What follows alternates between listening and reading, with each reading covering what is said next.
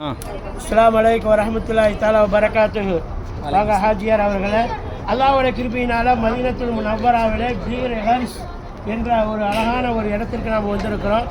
இந்த இடம் எப்படிப்பட்ட இடம் என்றால், நபிகள் நாயகம் ஸல்லல்லாஹு அலைஹி வஸல்லம் அன்னவர்கள் ஹிஜ்ரத் வந்த பின்னால் இந்த இடத்துக்கு வருவாங்க. இந்த இடத்துல ஓய்வு எடுப்பாங்க. மேலும் இந்த இடத்துல ரசூலுல்லாஹி ஸல்லல்லாஹு அலைஹி வஸல்லம் அன்னவர்கள் தொழுதிருக்கிறாங்க.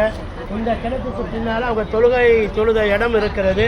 அது மட்டுமல்ல, ஒரு நாள் ஃபஜ்ரில் ஸல்லல்லாஹு அலைஹி வஸல்லம் அன்னவர்கள் சஹாபாக்கள் இடத்துல சொன்னார்கள், இந்த பீர் ஹரிஸை கிணற்றை நான் சொர்க்கத்திலே பார்த்தேன் என்பதாக சொன்னார்கள்.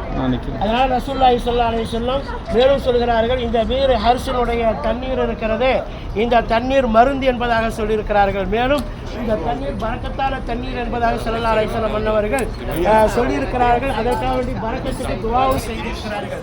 அதனால்தான் தன்னுடைய வஃபாத்தினுடைய நேரத்தில் அலி ரலியல்லாஹு அவர்களிடத்தில் வசியத் செய்தார்கள், இந்த பீர் ஹரிஸ் என்ற கிணற்றில் 7 வாளி தண்ணீர் எடுத்து வந்து என்னை அதன் மூலமாகத்தான் என்னுடைய உடலை புனித நீராட்ட வேண்டும் என்பதாக ஸல்லல்லாஹு அலைஹி வஸல்லம் அவர்கள் அலி ரலியல்லாஹு அவர்களுக்கு வசியத் செய்தார்கள்.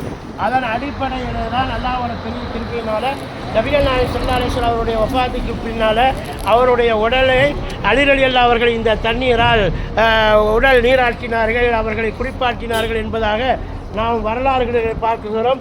இதை பாருங்கள், இந்த பீர் ஹரிஸினுடைய சம்பவங்களை பற்றி ஹதீஸ் ஸல்லல்லாஹு அலைஹி வஸல்லம் அன்னவர்கள் சொன்னதை நாம் கேள்விப்பட்டிருக்கிறோம். வகான ஸஅத் இப்னு கைஸம் ஹுவ மாலிகுல் பீர் ஃபி தாலிக ஸமன். அந்த காலத்தில் ஸஅத் இப்னு கைஸம் என்ற அந்த சஹாபிக்கு சொந்தமான கிணறு என்பதாக சொல்லப்படுகிறது. ஹர்ஸ் ரிவாயத்து துஸல்லா பின் நபி ஸல்லல்லாஹு அலைஹி வஸல்லம் மின்ஹா ஷரீபர் நபி ஸல்லல்லாஹு அலைஹி வஸல்லம் மின்ஹா வதாஉ லஹா பி பரக்கத்தி.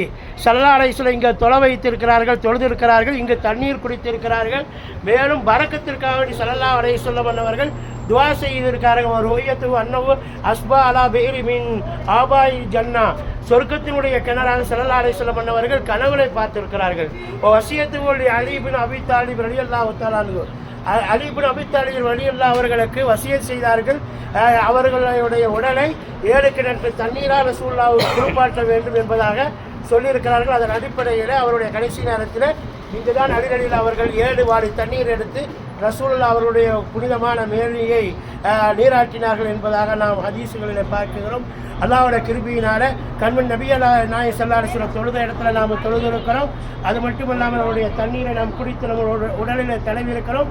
பரக்கத்தையும் மருந்தையும் பெற்றிருக்கிறோம். நம்முடைய ஊர்களுக்கும் இந்த தண்ணீர் அல்லாஹ்வுடைய கிருபையினால் எல்லா ஹாஜியும் எடுத்துக்க, அதில் காஜா ஹாஜியார் அவர்கள் எடுத்திருக்கிறாங்க, நம்ம உமர் மௌலானா எடுத்திருக்கிறாங்க, பாய் எடுத்திருக்கிறாங்க, டாக்டர் ஷாப் தான் இதை வந்து ஃபோட்டோ எடுத்திருக்கிறாங்க, பல் மருத்துவர்.